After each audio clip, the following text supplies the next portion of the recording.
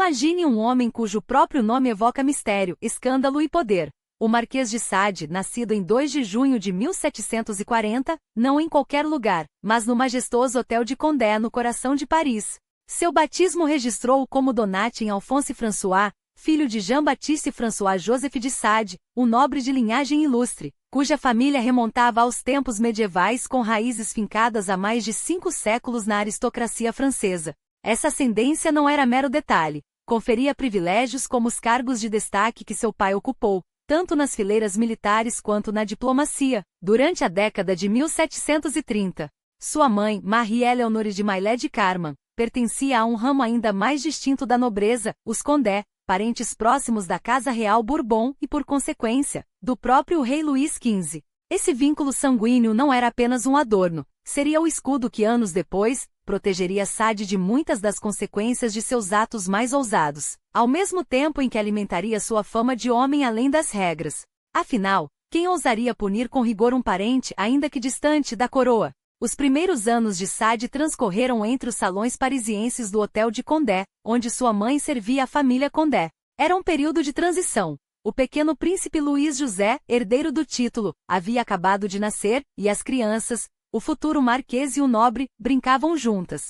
Mas o que deveria ser uma infância comum entre a elite logo se transformou em um episódio revelador. Em 1744, aos 4 anos, Sade teria agredido o príncipe, um gesto que, embora infantil, era inaceitável contra um membro da realeza. O castigo foi imediato: expulsão do Hotel de Condé e exílio para a casa de sua avó em Hainaut, no sul da França. Um ano depois foi enviado para a residência de seu tio, o abade de Sade, um clérigo de ideias avançadas que, ironicamente, influenciaria profundamente seu sobrinho. Enquanto isso, em Paris, o casamento de seus pais desmoronava. Seu pai, em desgraça na corte, e sua mãe, que acabaria por se refugiar em um convento, ofereciam um retrato sombrio da aristocracia em crise. Há quem veja nesse abandono materno, e na escolha religiosa dela, uma semente do futuro ódio de Sade pela Igreja. Mas a verdade é que o século XVIII, com suas contradições, moldaria seu caráter muito além dos traumas familiares. Viver na Europa do século XVIII era navegar entre duas águas.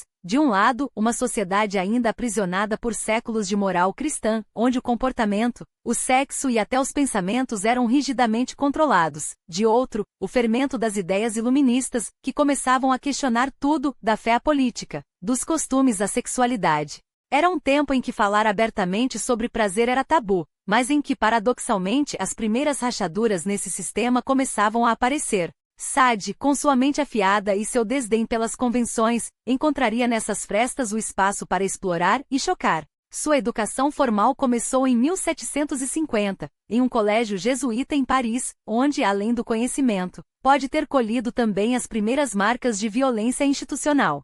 Em 1754, ingressou na Academia Militar, caminho natural para um jovem nobre. Aos 15 anos, já como subtenente na Guarda Real, foi lançado na Guerra dos 7 Anos, conflito que se estendeu da América do Norte à Europa. Durante 8 anos, serviu sem grande distinção, inteligente mas indisciplinado com uma aversão clara à hierarquia. Quando a guerra terminou, em 1763, seu destino militar estava selado, foi dispensado sem glórias. Foram anos que revelaram traços preocupantes. O gosto pelo jogo, que consumia fortunas e arruinava famílias nobres. Os gastos excessivos, financiados por uma herança que, na realidade, já não era tão robusta. E, acima de tudo, uma inclinação cada vez mais clara pelo libertinismo, não apenas como devassidão, mas como uma filosofia de vida que rejeitava a moral cristã, os dogmas sociais e até a própria ideia de Deus.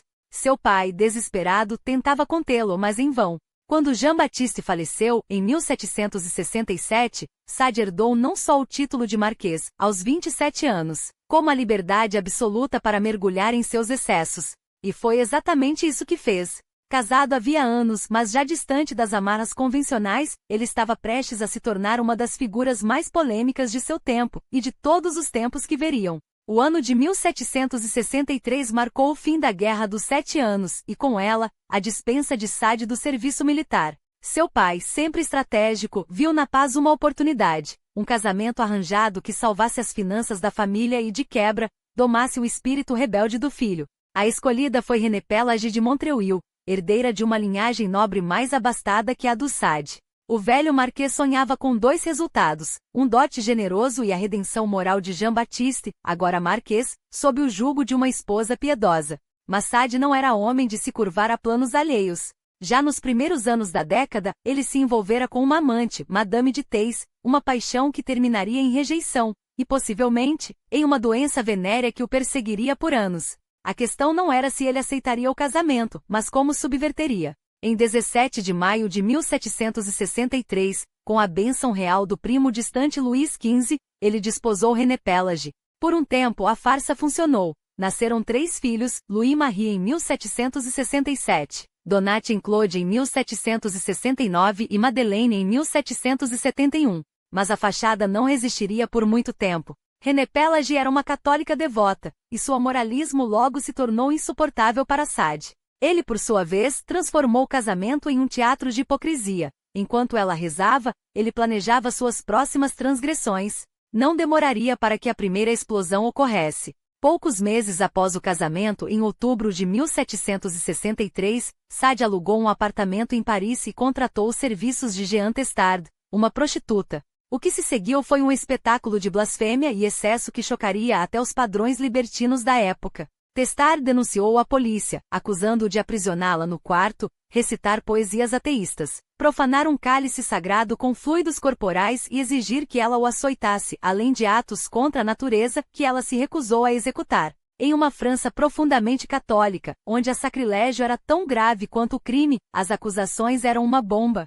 O rei, consultado, autorizou a prisão imediata. Sade foi levado para a prisão de Vincennes, perto de Paris, onde, em cartas ao tribunal, fingiu arrependimento e implorou por um confessor, uma performance calculada para ganhar liberdade. Liberado após algumas semanas graças à intervenção real, ele prometeu uma vida mais cristã. Mentira. Em vez de voltar a Paris como lhe foi permitido mais tarde, preferiu o exílio voluntário, primeiro em propriedades da família da esposa na Normandia, depois em seu próprio castelo em Lacoste, na Provença.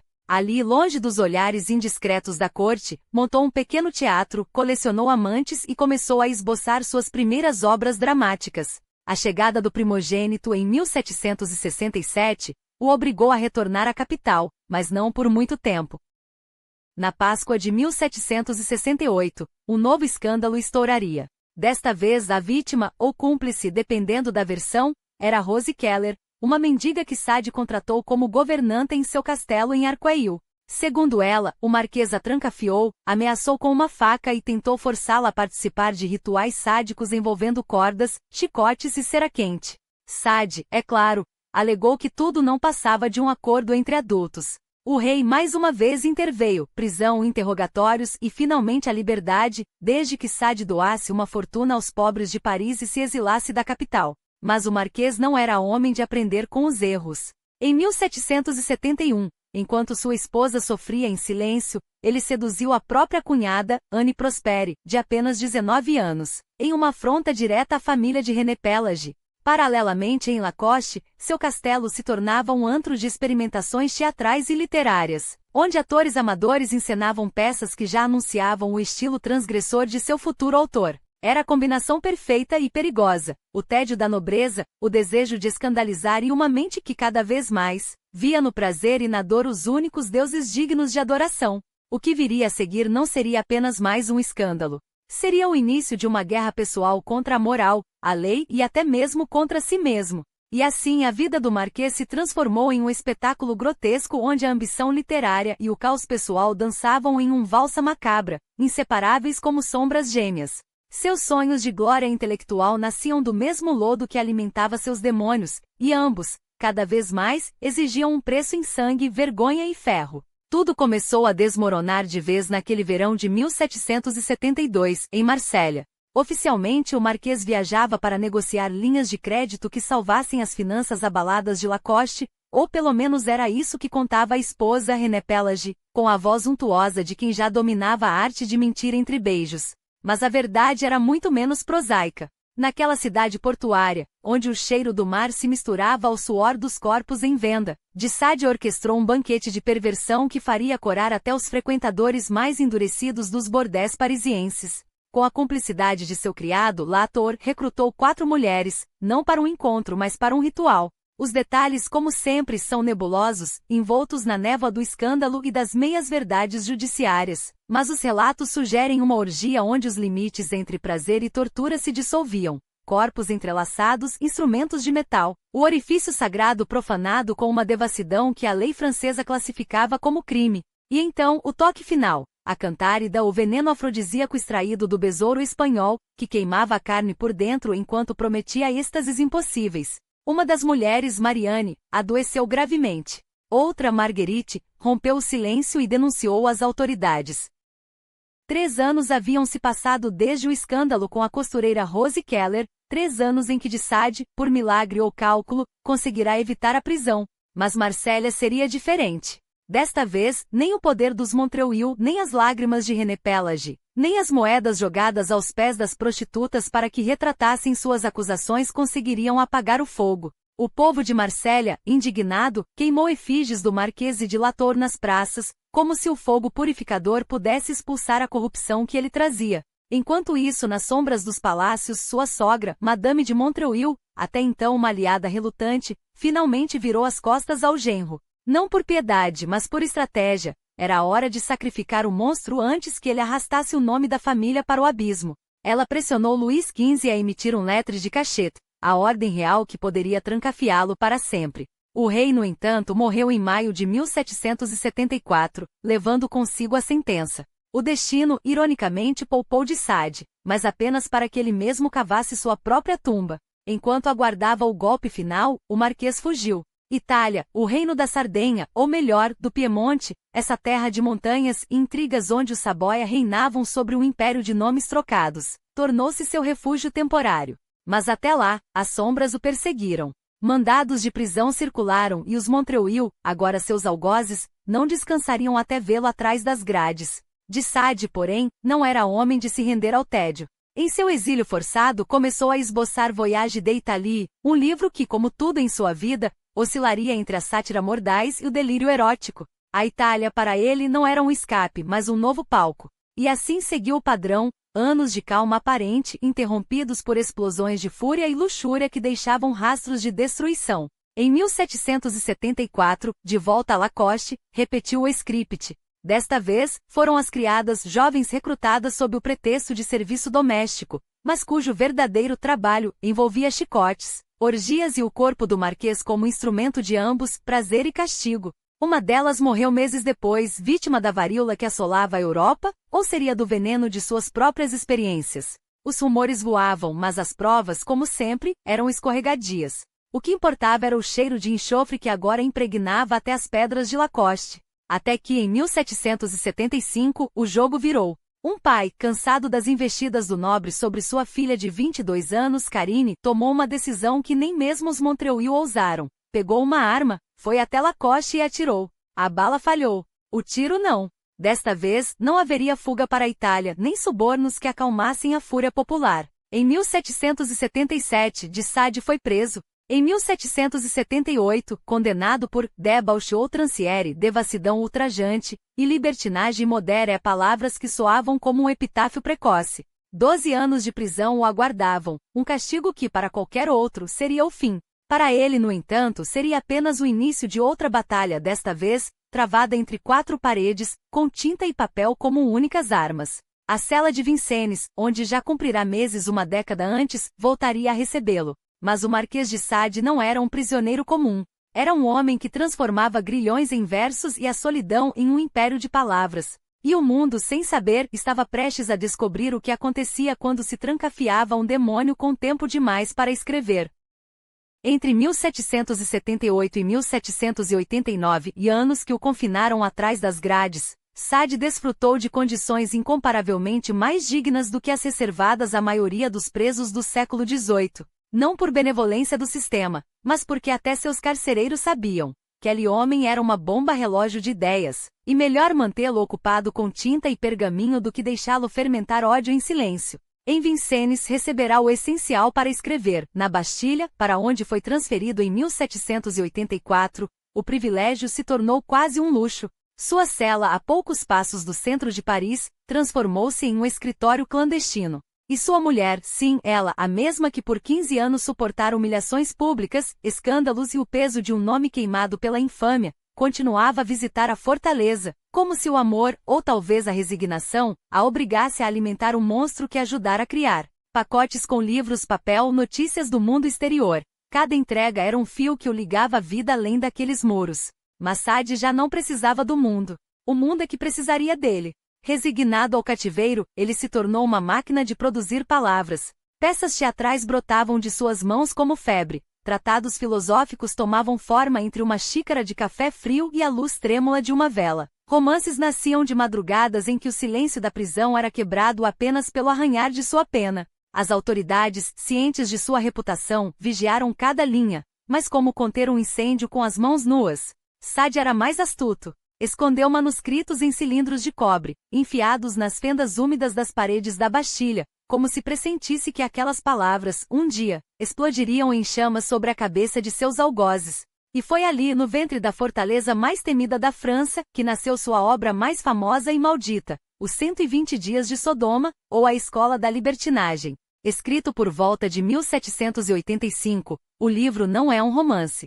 É um espelho quebrado, uma distorção grotesca da sociedade que o aprisionara. A trama, se é que pode ser chamada assim, transcorre nos estertores do reinado de Luís XIV, quando 4 aristocratas, um duque, um bispo, um presidente de tribunal e um banqueiro se isolam em um castelo nos confins da Floresta Negra, acompanhados por um séquito de cúmplices e vítimas. Durante 4 meses, eles se dedicam a um festival de crueldade metódica, torturas, blasfêmias, orgias e assassinatos. Tudo registrado com a precisão de um notário do inferno. As páginas transbordam de cenas que ainda hoje fazem estremecer. Não pela violência em si, mas pela frieza com que é descrita, como se o autor estivesse dissecando, não corpos, mas a podridão moral de uma classe inteira. Mas aqui está o engano dos que leram Sade ao pé da letra. Ele não estava celebrando o horror. Estava exibindo-o. Aqueles 4 algozes não são vilões de ficção, são caricaturas da nobreza, do clero, da justiça e do capital francês, levados ao paroxismo de sua própria corrupção. O Castelo de Sodoma é a França pré-revolucionária em miniatura, um laboratório onde a elite, livre de qualquer freio moral, revela sua verdadeira face. E se as cenas chocam é porque a sátira de Sade é como um espelho, só dói quando reconhecemos nosso próprio reflexo nela. Não que suas outras obras, escritas na mesma época, sejam menos cortantes, apenas menos explícitas.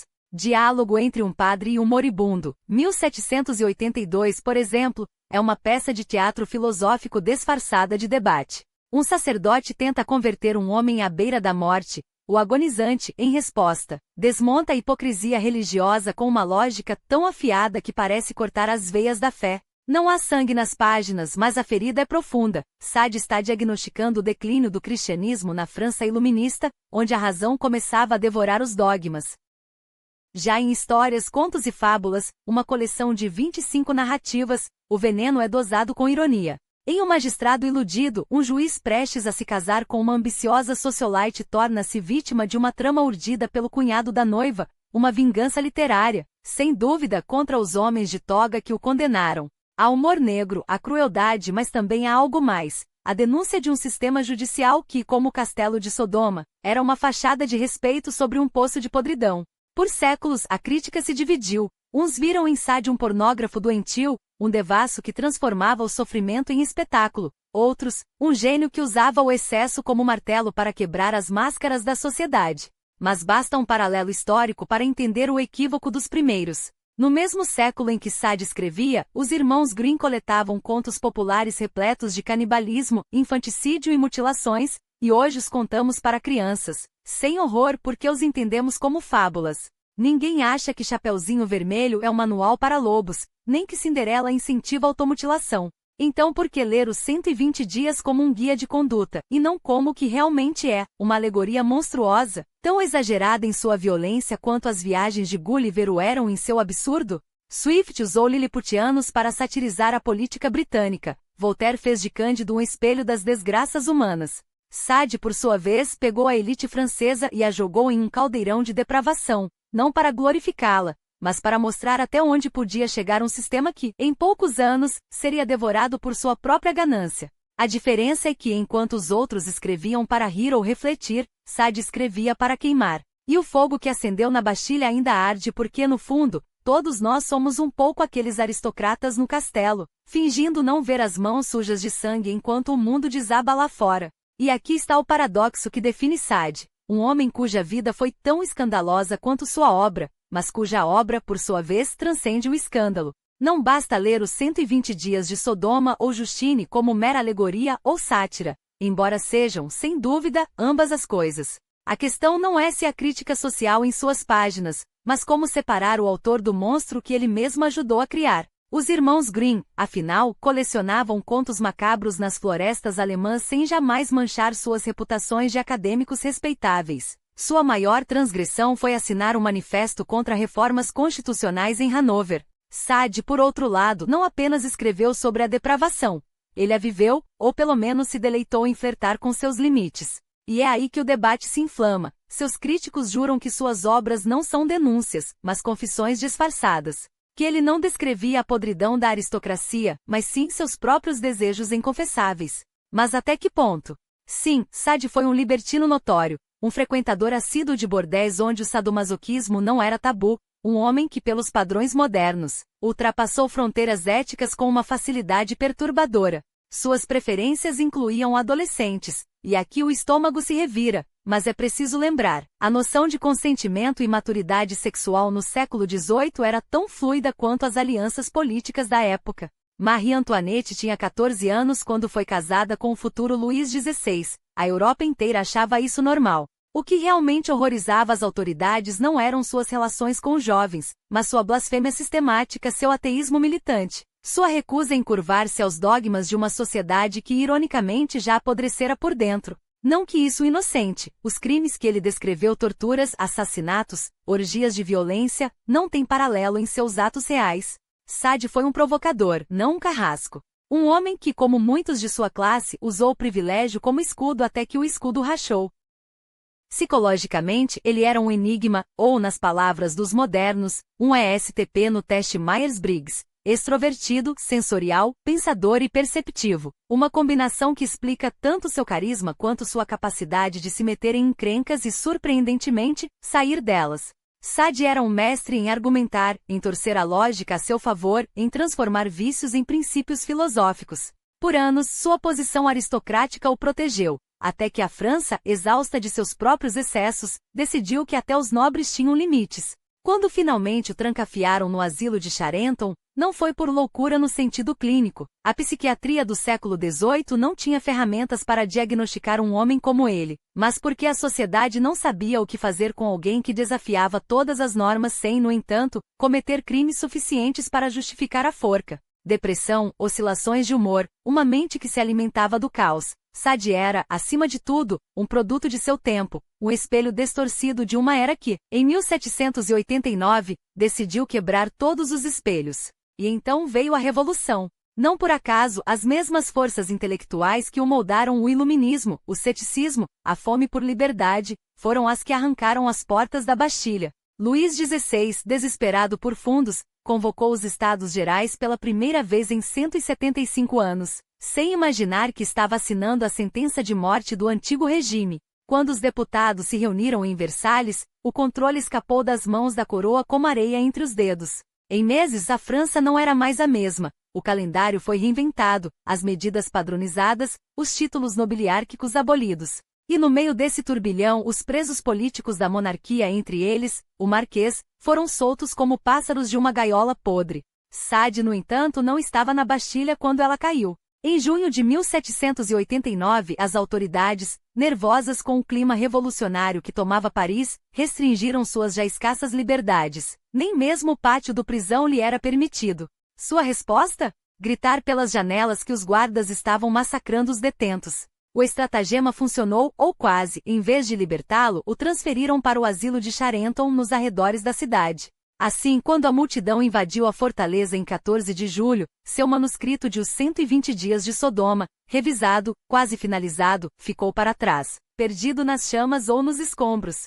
Só seria resgatado do esquecimento em 1904, como um fantasma que se recusa a morrer. A ironia? Quando finalmente o soltaram, em abril de 1790, foi a própria esposa quem o abandonou. René Pelagie, que o havia apoiado durante anos de prisão, que lhe enviara livros e papel para escrever, não aguardou para ver o que o homem livre faria com sua segunda chance. Em setembro daquele ano, o divórcio foi consumado não por traição ou negligência, mas pelo medo do que ele representava. O retorno ao abismo dos anos 1770, quando escândalos se acumulavam como corpos em um necrotério. A revolução, no entanto, tinha um jeito de reabilitar até os mais abjetos. De repente, suas ideias sobre ateísmo e liberdade sexual não pareciam tão radicais. Sade viu ali uma oportunidade, reinventar-se como homem de letras, dramaturgo, filósofo da transgressão.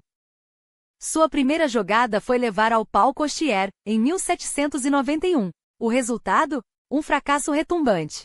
Mas ele não desistiu. No mesmo ano publicou Justine ou Os Infortúnios da Virtude, uma obra que, como tudo em sua vida, era ao mesmo tempo confissão e acusação. A história de Justine, uma jovem cuja pureza é sistematicamente esmagada por uma sociedade que premia apenas a corrupção, é um espelho invertido de seu próprio destino. Monstros em hábitos de monges, aristocratas que trocam favores por carne, um mundo onde a inocência não é virtude, mas convite ao abuso. E, no entanto, entre as cenas de violência, há algo mais. A obstinação de Justine em acreditar que em algum lugar, a justiça existe. Sade, o cínico, o blasfemo, escreve sobre a única coisa que talvez nunca tenha tido, fé. Não em Deus, mas na ideia de que mesmo no inferno, há quem resista. Justine não é apenas um grito de revolta, é um espelho quebrado que reflete, em seus cacos afiados, as contradições de uma sociedade que devora seus próprios filhos. Alguns viram na obra mais uma prova da perversão inesgotável de Sade, um homem que transformou o vício em filosofia e o horror em estética.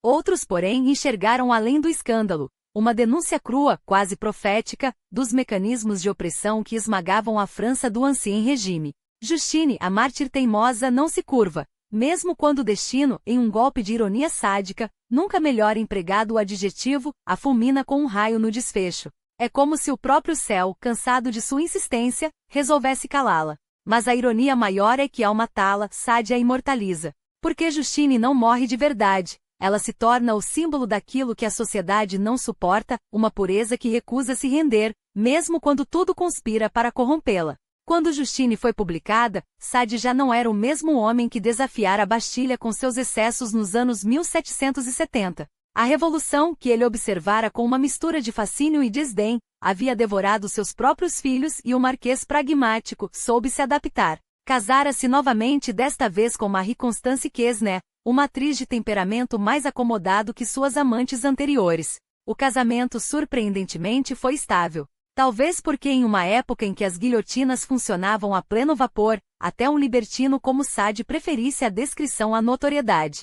Afinal, os revolucionários não se contentavam mais em trancafiar seus inimigos, agora, cortavam-lhes a cabeça. Foi nesse clima de terror calculado que Sade publicou algumas de suas obras mais ousadas. A Filosofia na Alcova, um diálogo em forma de tratado, desnudava a hipocrisia da revolução. Como poderia um movimento que pregava a liberdade erguer-se sobre o cadafalso? Seus personagens, libertinos convictos, debatiam com uma lógica cortante como o ateísmo e a dissolução dos costumes não eram inimigos da República, mas sua consequência mais honesta. Enquanto isso, uma versão ampliada de Justine circulava anonimamente em 1797, e Os Crimes do Amor, coletânea de histórias que misturavam erotismo e violência, confirmava que o marquês não havia perdido seu gosto pelo escândalo. A França, porém, já não era a mesma. O vento da mudança soprava novamente, e desta vez, trazia consigo o cheiro de pólvora e o ruído de botas militares. Em novembro de 1799, Napoleão Bonaparte,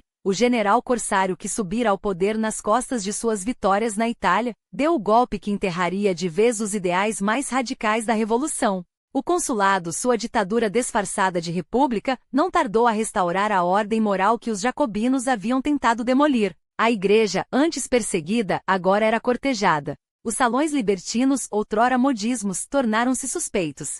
E Sade, que havia sobrevivido à Bastilha e ao terror, descobriu que sua sorte estava prestes a virar mais uma vez. A primavera de 1801 marcou o início do fim. Milhares de cópias de seus livros foram apreendidas em Paris, e o marquês, após 11 anos de relativa liberdade, foi preso novamente. Não houve espetáculo judicial como em 1777, quando seus crimes, reais ou inventados, foram expostos em detalhes sórdidos. Desta vez bastou a acusação de pornografia, um crime que sob Napoleão, voltará a ser perseguido com zelo puritano. Mas não pararam por aí. Semanas depois, novas charges foram acrescentadas ao processo, até que o veredicto final foi dado. O Marquês de Sade era louco. O destino escolhido para ele não poderia ser mais simbólico. Primeiro o Bicêtre, aquele mesmo hospital-prisão que ao longo do século XVIII, abrigara órfãos, criminosos e agora os insanos. Um lugar onde a razão se perdia entre paredes úmidas e gritos abafados. Sua família, horrorizada, interveio. Sade foi transferido para Charenton, o mesmo asilo onde passará seus últimos meses de encarceração antes da Revolução. Desta vez, porém, não sairia. Charenton, no início do século XIX, era um experimento ambíguo. Herdeiro das ideias iluministas, o asilo tentava tratar a loucura não como possessão demoníaca, mas como doença, uma abordagem revolucionária para a época. Seu diretor, o abade Colmier, era um homem de mente aberta, convencido de que a arte poderia curar. Sob sua administração, Sade encontrou um refúgio inesperado. Recebeu materiais para escrever, dirigiu peças teatrais, sim, havia um teatro no asilo, com capacidade para dezenas de espectadores, e até mesmo atores profissionais eram convidados a se apresentar ali. Era uma liberdade condicional, é claro, os olhos do governo nunca o deixaram completamente. Em 1807, após uma nova onda de repressão, seus manuscritos foram confiscados. Um de seus filhos, anos depois, queimaria o que restava de Le Jour, uma obra em 10 volumes cujo conteúdo se perdeu para sempre. Mas Sade não se calou. Escreveu peças, romances e ensaios. A Marquesa de Ganges, baseada no assassinato real de uma nobre do século XVII, surpreendeu até seus críticos. Era um romance gótico, longe do erotismo explícito de suas obras anteriores, como se o Marquês, na velhice, tivesse descoberto um novo gosto pela sombra. Talvez fosse o presságio de que o mundo lá fora estava mudando novamente. Enquanto Sade envelhecia entre as paredes de Charenton, Napoleão cometia seu erro fatal. A invasão da Rússia em 1812, o inverno que devorou seu exército, a queda inevitável. Em abril de 1814, o imperador abdicou. Os Bourbons voltaram ao trono, e a França, mais uma vez, tentou apagar os rastros da Revolução. Em Charenton, um novo diretor foi nomeado. Uma de suas primeiras ordens, remover Sade do asilo. Afinal, que loucura era aquela que permitia a um homem como ele viver entre os verdadeiramente doentes? Mas o Marquês já não tinha forças para mais uma fuga. Aos 74 anos, seu corpo se rendia ao que sua mente sempre recusará, a submissão. Em 2 de dezembro de 1814, ele morreu em sua cela, deixando para trás uma obra que o mundo ainda não sabia como julgar. Alguns o chamariam de monstro, outros de gênio. Mas a verdade é que Sade, até o fim, foi o que sempre fora, um homem que forçou a humanidade a olhar para o abismo, e descobriu que o abismo, afinal, já morava dentro de nós. A morte do Marquês em 2 de dezembro de 1814 não foi um adeus silencioso, mas o eco de um grito que ressoaria por séculos. Seu corpo, já fragilizado por anos de prisão e excessos, sucumbiu a dores agudas no peito e no abdômen, um ataque cardíaco, suspeitaram os médicos, embora a verdadeira causa permaneça tão obscura quanto os labirintos de sua própria mente.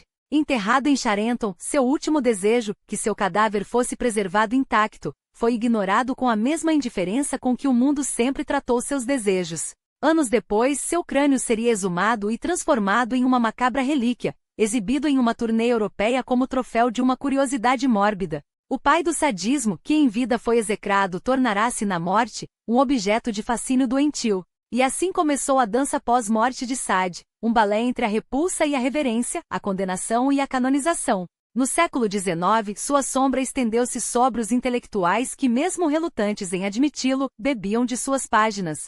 Baudelaire, em As Flores do Mal, teceu versos que respiravam o mesmo ar envenenado dos salões de Justine, embora o poeta jamais tenha citado seu nome. Nietzsche, por sua vez, absorveu a filosofia da transgressão sadiana como quem sorve veneno em doses homeopáticas, suficiente para intoxicar, nunca para matar. Mas foi em Viena, no berço da psicanálise, que Sade encontrou sua vingança mais refinada. Freud e Krafft-Ebing, ao batizarem a perversão que leva prazer na dor alheia com seu sobrenome, eternizaram-no não como um louco, mas como um fenômeno clínico. O sadismo, agora um termo médico, era a prova de que o Marquês não havia escrito meras fantasias. Ele havia cartografado territórios da alma humana que a ciência só ousaria explorar décadas depois. Quando Freud uniu sadismo a masoquismo em sua 3 ensaios sobre a teoria da sexualidade, o círculo se fechou. Sade e Sacher-Masoch, o torturador e o torturado, tornaram-se faces de uma mesma moeda, 2 vertigens complementares do desejo. Era irônico que enquanto o Coração das Trevas de Conrad retratava a barbárie colonial com um corpse que parecia saído das páginas de Os 120 Dias de Sodoma, a Europa intelectual já debatia se o Marquês era um profeta ou um pária. O século XX, porém, seria seu verdadeiro tribunal. Os surrealistas, liderados por Apollinaire, reclamaram-no como um predecessor, um visionário que havia rasgado o véu da moral burguesa para expor o grotesco por trás da ordem. Bataille, em suas explorações do erótico e do sagrado, viu em Sade não um depravado, mas um teólogo do excesso. Até os existencialistas como Camus e Beauvoir foram obrigados a confrontar suas obras, afinal, como ignorar um homem que havia levado ao extremo a ideia de que o absurdo não é uma exceção, mas a regra? E, no entanto, para cada voz que o reabilitava, outro o crucificava. Andrea Dworkin, com a fúria de uma profetisa, denunciou sua reabilitação como a apoteose de um misógino que transformará a violência contra mulheres em arte.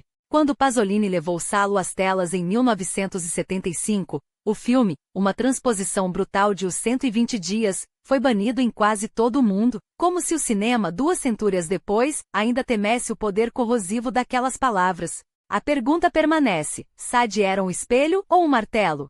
Seus textos, com sua pornografia sem precedentes e sua encenação metódica da crueldade, poderiam ser lidos como alegorias de um mundo onde o poder corrompe até a última fibra da humanidade. Ou eram simplesmente o diário de um homem intoxicado por seus próprios demônios? O que não se pode negar é que, ao descrever o indescritível, Sade antecipou a linguagem da psicanálise e da criminologia, até mesmo da filosofia pós-moderna. Seus deviantes não eram monstros em um vácuo, eram nós mesmos, despojados das máscaras da civilização. 2 centúrias após sua morte, o Marquês de Sade ainda nos desafia, não a tolerar suas obras, mas a questionar por que elas nos perturbam tanto. Afinal, o abismo que ele revelou não estava apenas em suas páginas, estava, e sempre esteve, dentro de cada um de nós.